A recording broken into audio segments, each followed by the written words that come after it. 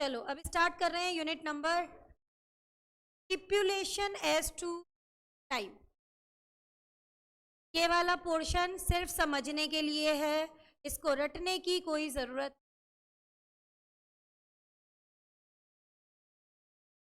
पहले की क्लास में भी देखो, इसको सिर्फ रीडिंग लगानी है। मैं तुम्हें एक लाइन में समझा देती हूँ। स्टिपुलेशन एज टू टाइम मतलब statement as to time. Contract of sale में बेटा कौन से टाइम को इंपॉर्टेंस दी जाती है, ये कहना चाहता है ये हमारा वाला सेक्शन नंबर 11 है। 10 तक के सेक्शन यूनिट 1 में कवर हो गए थे हमारे, हो गए थे ना। अब 10 तक के सेक्शन कंप्लीट हुए थे हमारे यूनिट नंबर 1 में।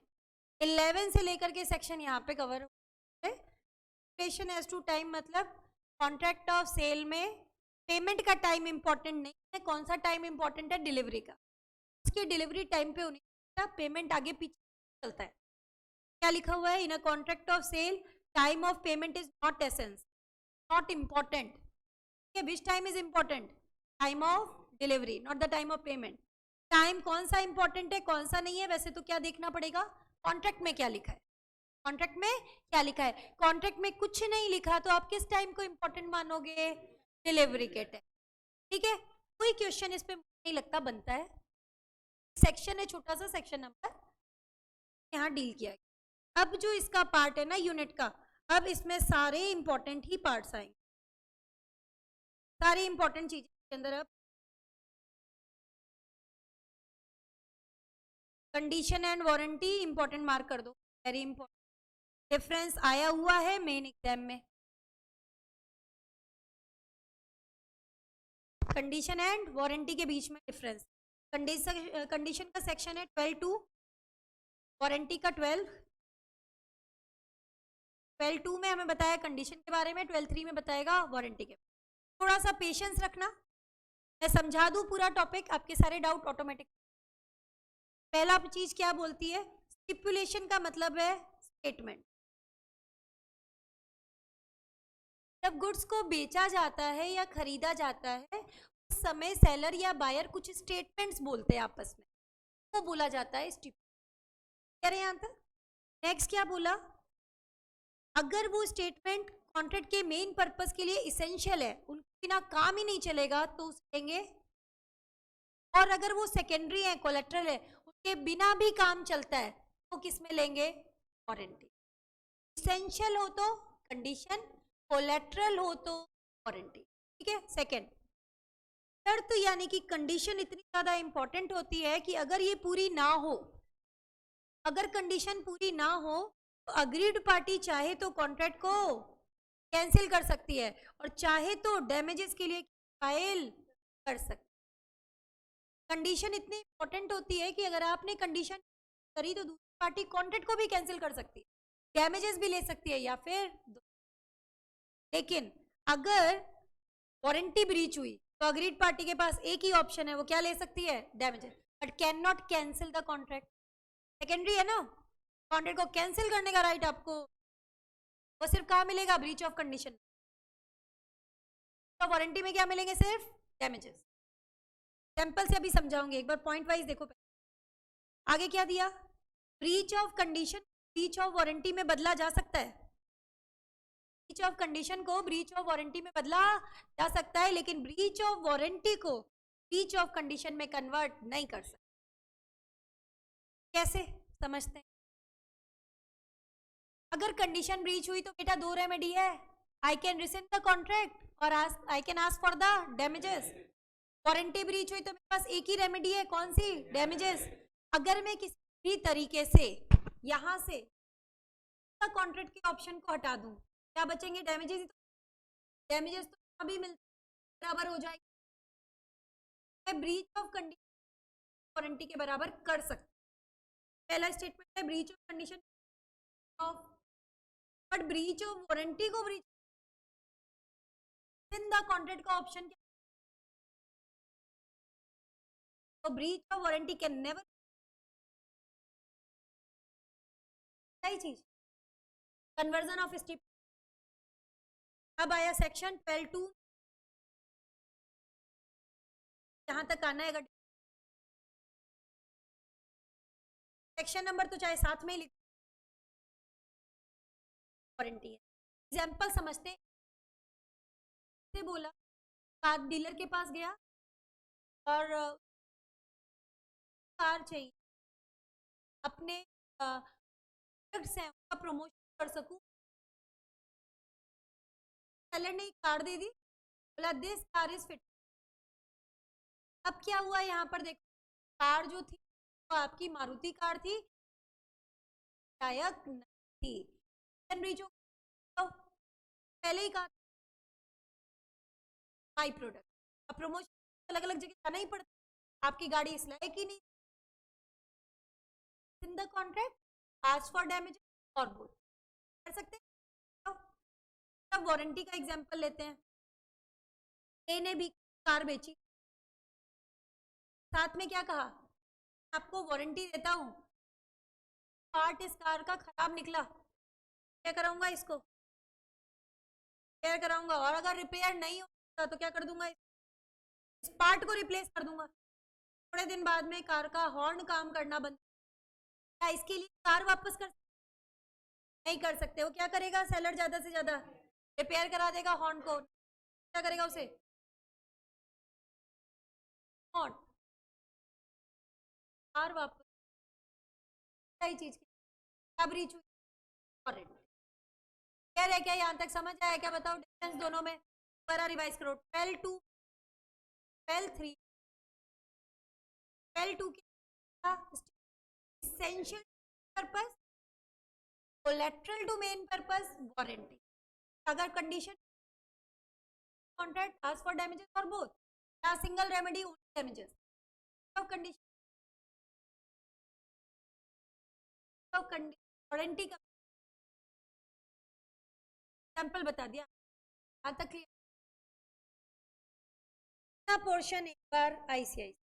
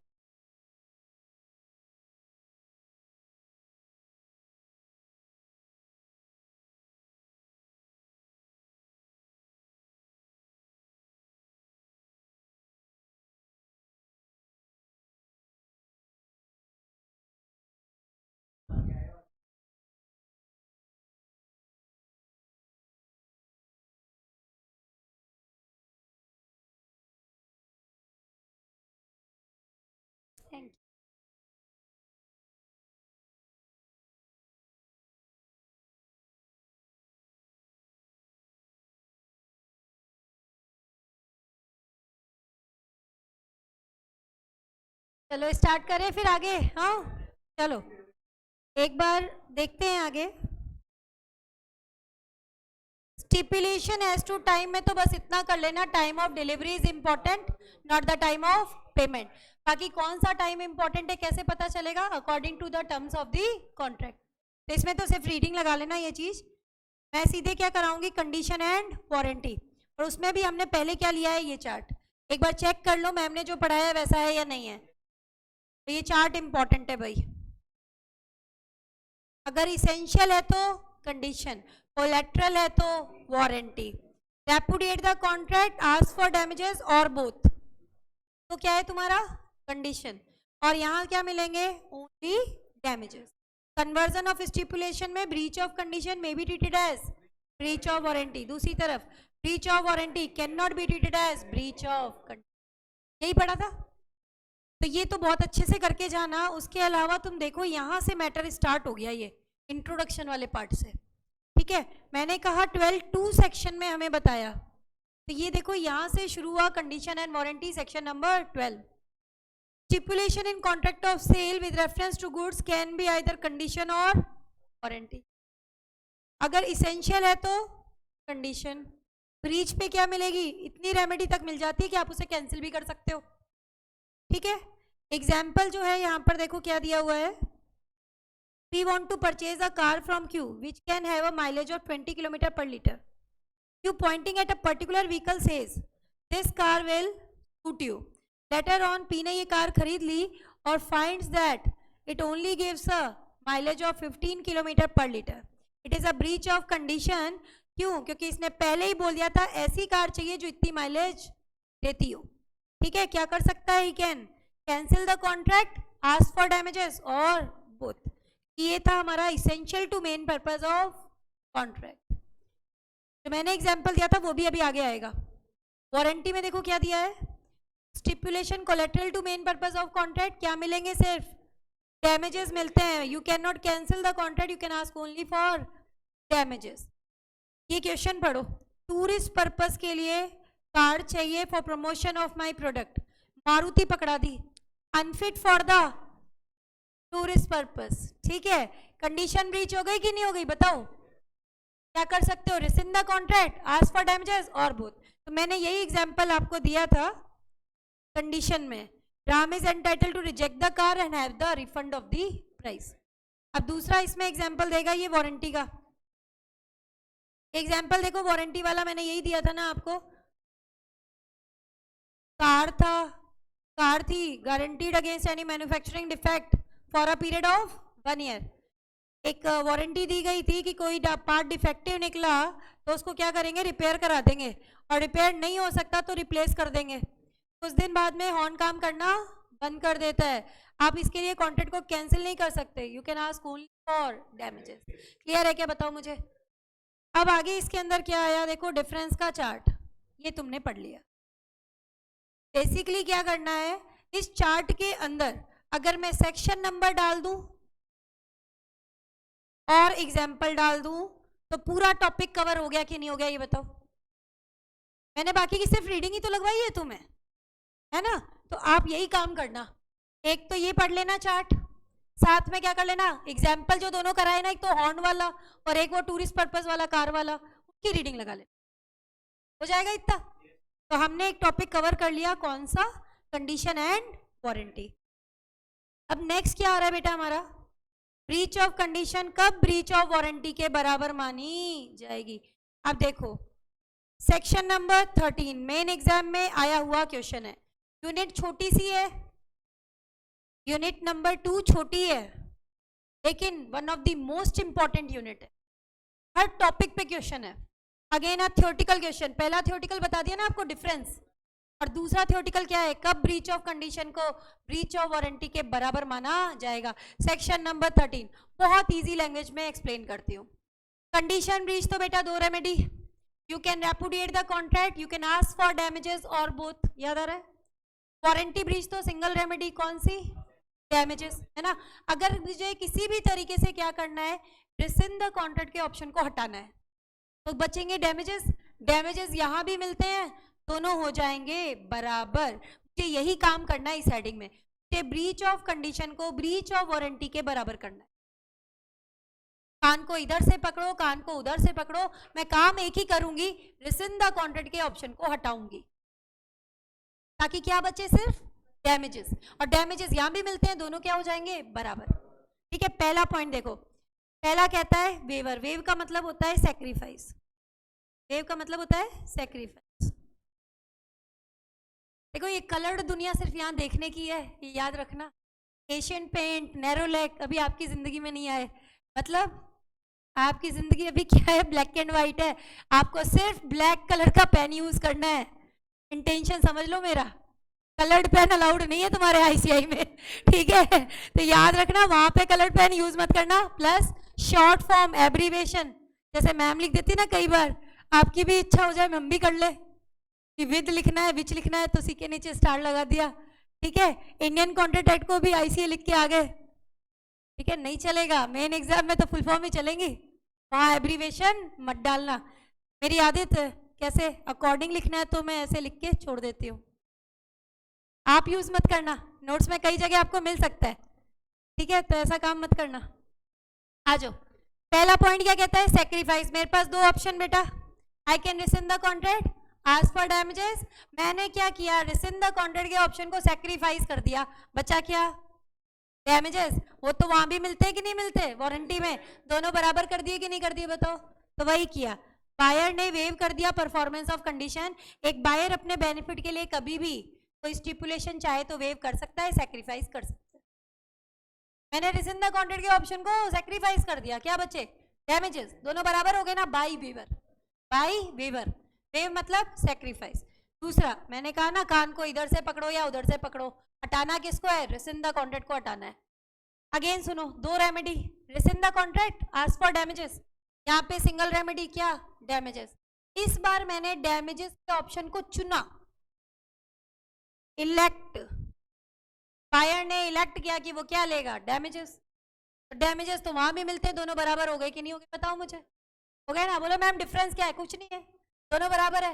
मैंने अभी क्या बोला, कान को इधर से पकड़ो या उधर से पकड़ो, हटाना क्या है, रिसिंड द कॉन्ट्रैक्ट। पहले ऑप्शन में क्या बोला, बाई वेवर, दूसरे में क्या बोल दिया, बाई इलेक्शन। क्लियर है क्या।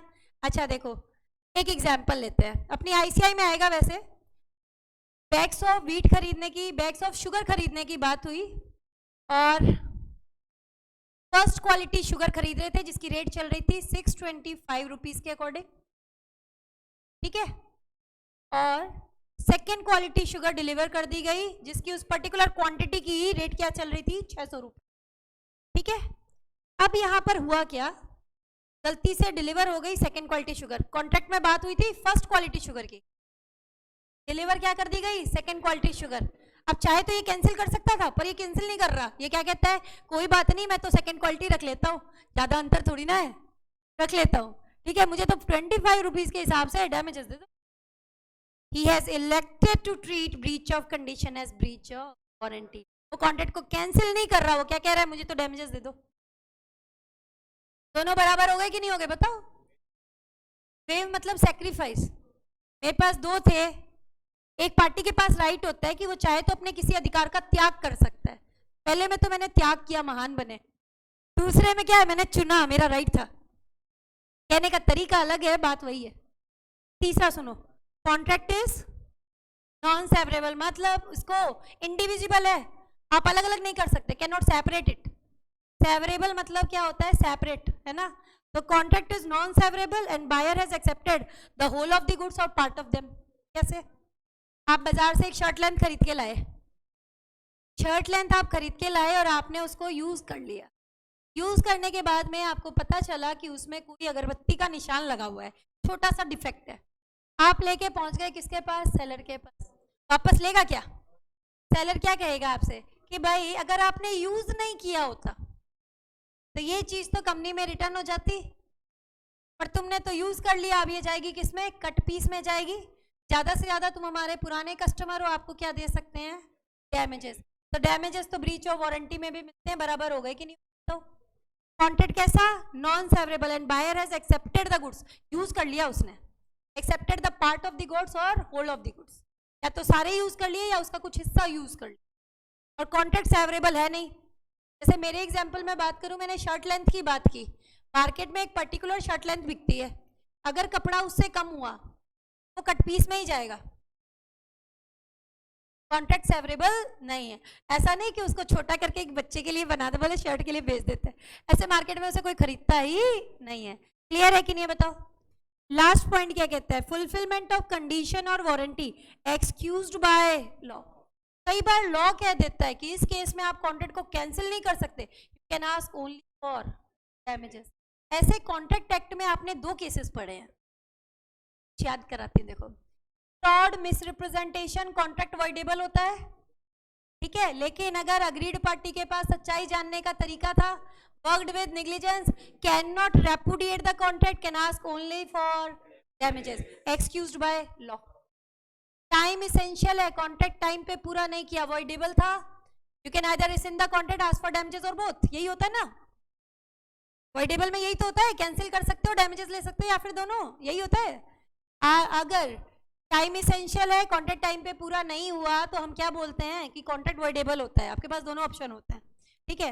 लेकिन if the other party is ready to accept the performance beyond the time, now you cannot cancel the contract, you can ask only for damages। तो damages तो वहां भी मिलते हैं, दोनों बराबर हो गए कि नहीं, excused by law। लॉ ने खुद ने कह दिया कि अगर प्रॉमिस ही रेडी है to accept the performance beyond the time, contract में डेट लिखी थी 10 तारीख तक काम होना चाहिए, इंपॉर्टेंट था टाइम, लेकिन प्रॉमिस ही क्या कहता है, कोई बात नहीं 10 तक नहीं कर पा रहे हो तो 15 तक कर दो। एक्स्ट्रा टाइम जैसे ही देते हो आप उसे कैंसिल नहीं कर सकते, you can ask only for. Clear है क्या। 4 वर्ड याद करें क्या, एक तो by waiver, by election, non severable, buyer has accepted the goods, ठीक, और excuse by law by reason of impossibility और अदरवाइज। हो जाएगा क्या याद, रट लो 4 को। किसमें है, कितने नंबर का क्वेश्चन है, 4 मार्क्स का क्वेश्चन है, 4 पॉइंट है। अभी ऐसे से भी करा दूंगी, मेन चीजें यही आएंगी, आधी एक लाइन ऊपर नीचे, बस क्रक्स यही निकलना है। समझ आ गई चीज की नहीं आई बताओ। अब आ रहा है कंडीशन एंड वारंटी। क्या दिया हुआ है देखो, 2 पार्ट में डिवाइडेड है, क्योंकि इसके बाद का टॉपिक लेना ही आईसीआई से ही है। तो एक बार यहां से बता दूं, कंडीशन एंड वारंटी 2 तरीके के, एक्सप्रेस और इम्प्लाइड। एक्सप्रेस हमेशा कौन सी होती है, जो पार्टीज ने कॉन्ट्रैक्ट में लिखवा दी। इम्प्लाइड हमेशा कौन सी होती है, प्रिज्यूम्ड बाय लॉ। जो कंडीशन पार्टीज ने कॉन्ट्रैक्ट में लिखवा दी एक्सप्रेस कंडीशन, जो वारंटीज पार्टीज ने कॉन्ट्रैक्ट में लिखवा दी एक्सप्रेस वारंटी, ठीक है। जो प्रिज्यूम्ड बाय लॉ है ऐसी कंडीशन को इम्प्लाइड कंडीशन बोलेंगे, और जो प्रिज्यूम्ड बाय लॉ वारंटी है उनको क्या बोलेंगे, इम्प्लाइड वारंटी। भाई पार्टीज ने कॉन्ट्रैक्ट में लिखवा दी तो ज्यादा टेंशन की बात ही नहीं है। लॉ हमें क्या पढ़ाएगा, ये हमारे कोर्स में आएंगी इम्प्लाइड कंडीशन, इम्प्लाइड वारंटी। देखो है तो 2 लिखे हुए, बन गए 4। कैसे, express condition, implied condition, express warranty, implied warranty. मैंने तो सिंप्लीफाई कर दिया, एक्सप्रेस कौन सी, जो कॉन्ट्रैक्ट में लिखी, इम्प्लाइड कौन सी, प्रिज्यूम्ड बाय लॉ। लॉ कहता है ये लिखी हुई तो नहीं है, लेकिन ये तो पूरी होनी चाहिए, ये कंडीशन तो पूरी होनी चाहिए, लॉ का कहना है। तो वो आ गई तुम्हारी इम्प्लाइड कंडीशन। ये वारंटी पूरी होनी चाहिए, वो गई तुम्हारी implied warranty, presumed by. Clear है क्या बताओ। और ये टॉपिक हमें कहां से लेना है, पूरा टॉपिक हमें लेना है आईसीआई से, इम्प्लाइड कंडीशन, इम्प्लाइड वारंटी। इस यूनिट का ब्रीफ बताऊं क्या है, इस यूनिट का ब्रीफ ये है कि इसके आगे तुम्हें टॉपिक जो ये पढ़ाएगा, इम्प्लाइड कंडीशन बताएगा, 7 इम्प्लाइड कंडीशन है, इम्प्लाइड वारंटी बताएगा, 4 इम्प्लाइड वारंटी है। इस बार वाले एग्जाम में भी ये आई है इम्प्लाइड वारंटी, और कंडीशन आई है वो वाली सेक्शन 17 सेल बाय सैंपल, वो पढ़ेंगे हम। इसके अलावा एक लास्ट और सबसे इंपॉर्टेंट टॉपिक कैवेट टेम्पटर, इतना ही है इस यूनिट में। ब्रीफ समराइज तो मैंने कर दिया कि यूनिट में हमें क्या क्या पढ़ना है। अभी जो पढ़ा है एक बार आईसीआई से लेते हैं। सेक्शन नंबर 13 था, ये देखो आपको कहां से लेना है, सेक्शन 13 एनालिसिस पार्ट से, कि वहां अच्छा दिया हुआ है। क्या लिख रखा है देखो, सेक्शन 13 ऐसे केसेस बताता है जहां ब्रीच ऑफ कंडीशन को ब्रीच ऑफ वारंटी के बराबर माना जाएगा। एज अ रिजल्ट अब बायर इसको कैंसिल नहीं कर पाएगा कॉन्ट्रैक्ट को, वो क्या ले सकेगा, सिर्फ damages. In the following cases contract is not avoided, आप कॉन्ट्रैक्ट को कैंसिल नहीं कर सकते on ground of breach of. कौन कौन से? पहला, buyer altogether waives the performance of. एक पार्टी अपने बेनिफिट के लिए कभी भी स्टिपुलेशन को वेव कर सकती है, सेक्रीफाइस कर सकती है।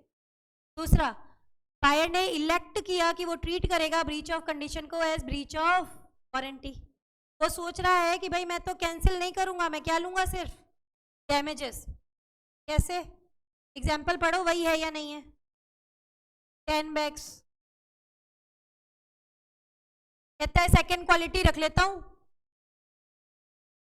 ये तो 25 के अकॉर्डिंग क्या करो, डैमेजेस दे दो।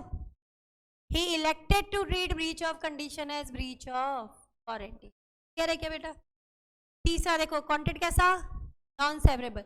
Buyer has accepted either whole of the goods और पार्ट ऑफ देयर। क्या आगे लिखने की जरूरत, काट देना चाहिए, ठीक है। Fulfilment of condition warranty excused by law by reason of impossibility और सेम है कि नहीं है बताओ मुझे, वही चीजें जो हमने पढ़ी थी। क्रक्स उतना आ जाना चाहिए, एक चार्ट सा बन के आ रहा है, नहीं कराऊं तो भी काम चलता है, याद करने की जरूरत नहीं है, बट स्टिल बता देती हूँ। एक दिया वॉलंटरी वेवर और एक दिया कंपलसरी वेवर। वॉलंटरी मतलब अपनी इच्छा से, शुरू के 2 point, by waiver by election, और एक होता है मजबूरी में लास्ट के 2 पॉइंट, नॉन सेवरेबल और एक्सक्यूज्ड बाय। आपको कहीं काम नहीं आएंगे, बस बता दिया, वॉलंटरी में शुरू के 2 आएंगे, कंपलसरी में के 2 हो जाएगा। क्या बताओ? इसके आगे कंडीशन एंड वारंटी के लिए बताया कि 2 तरीके की हो सकती है, या तो एक्सप्रेस या इम्प्लाइड। एक्सप्रेस कब होती है आपकी? when the terms of the contract expressly stated them, contract में साफ साफ लिखवा दिया। इम्प्लाइड कौन सी होती है? इनकॉर्पोरेटेड बाय लॉ, वैसे अच्छे से तो यहाँ पे दिया हुआ है। एक्सप्रेस कंडीशन कौन सी होती है? Agreed upon the parties at the time of contract, expressly provided in the contract की हुई है। और एक्सप्रेस वारंटी को इम्प्लाइड कंडीशन कौन सी होती है? जो लॉ कहता है ये तो प्रेजेंट होनी चाहिए, प्रिज्यूम्ड बाय लॉ, ठीक है। अगर आप चाहो तो इम्प्लाइड को निगेट किया जा सकता है, वेव किया जा सकता है बाय एग्रीमेंट। यार ये कोई मतलब जो इम्प्लाइड नहीं है उसे एक्सप्रेस में डाल दो, काम खत्म। कहाँ पढ़ेंगे पार्टनरशिप? अभी तो यहीं तक कर लो। प्रिज्यूम्ड बाय लॉ है तो किस में डाल दो? इम्प्लाइड में। पार्टीज ने कॉन्ट्रैक्ट में लिखवा दी तो किस में डाल दूं? इसमें। क्लियर है क्या बताओ? अब यहाँ 7 पॉइंट्स आ रहे हैं, इनकी रीडिंग लगाओ एक बार फटाफट। ये 7 इम्प्लाइड कंडीशन हमें यहाँ पर पढ़नी है। कंडीशन एज टू टाइटल, फिर condition as to description, sample, sample as well as description, quality और फिटनेस, मर्केंटिबिलिटी, विलसमनेस। टोटल 7 है इम्प्लाइड कंडीशन तो हमें पढ़नी है। एग्जामिनर की हॉट चॉइस बताऊं अभी तक क्या रही है? वैसे तो इसमें किसी पे भी आ सकता है। आप ये सोच सकते हो मैम ने अगर टॉपिक डायरेक्टली फ्रॉम आईसीआई लिखा है ना, इसका मतलब क्या है, इसमें एग्जाम्पल होंगे, और एग्जाम्पल इस तरीके के होंगे कि कोई भी केस स्टडी बना दे। तुम लोगों का लॉस नहीं होना चाहिए। टॉपिक में हमेशा किससे लेती हूँ? आईसीआई से। यहाँ काफ़ी एग्जाम्पल मिलेंगे हर पॉइंट में, और आती क्या है? Case study. कल को कोई भी एग्जाम्पल केस स्टडी बन के आया तो आपके दिमाग में होगा आंसर क्या है, मैं इसलिए यहाँ से कराऊंगी, ठीक है। अपन क्या लेने जा रहे हैं? सबसे पहले लेंगे condition as to title. Title का मतलब लिखो क्या होता है? Ownership. Good title will be transferred मतलब ownership will be title.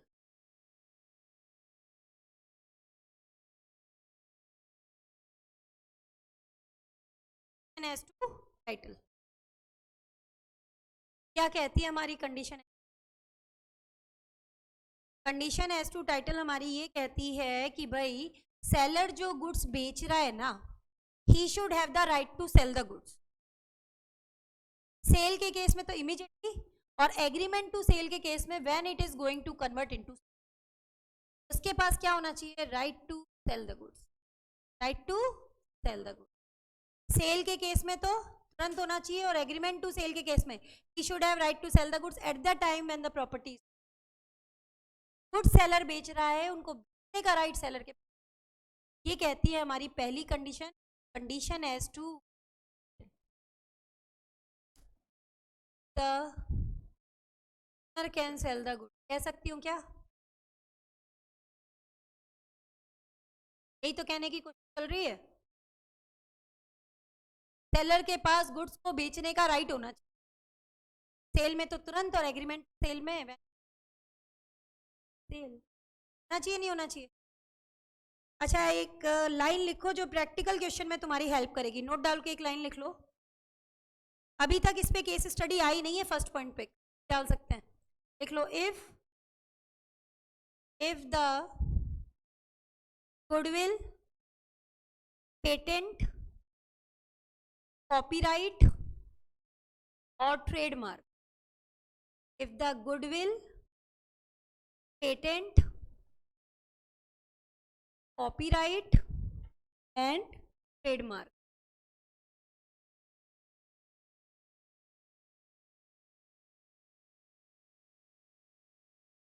are infringed, infringe मतलब इनके अगेंस्ट में काम हुआ है, वर्ड मिलता है इन्फ्रिंजमेंट, मतलब इनका हनन हुआ है, इनके अगेंस्ट में काम हुआ है। कॉपीराइट, ट्रेडमार्क, पेटेंट या गुडविल के अगेंस्ट में कोई काम हुआ है ना? क्या लिखा अपन ने, स्टार्टिंग कैसे की थी बेटा? If the goodwill, patent, copyright और trademark is infringed, then condition as to title will be, then condition as to title will be placed.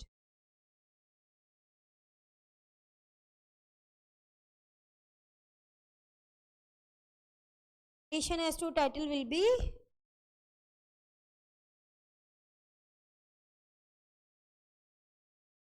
ठीक है। देखो बेटा, ए कुछ बुक्स बेच रहा है जिसमें कॉपीराइट बी का है, ए कुछ बुक्स बेच रहा है जिसमें कॉपीराइट बी का है, तो क्या ए के पास right to sell the goods है क्या? नहीं है ना। कौन सी कंडीशन ब्रीच हो? Condition as to title.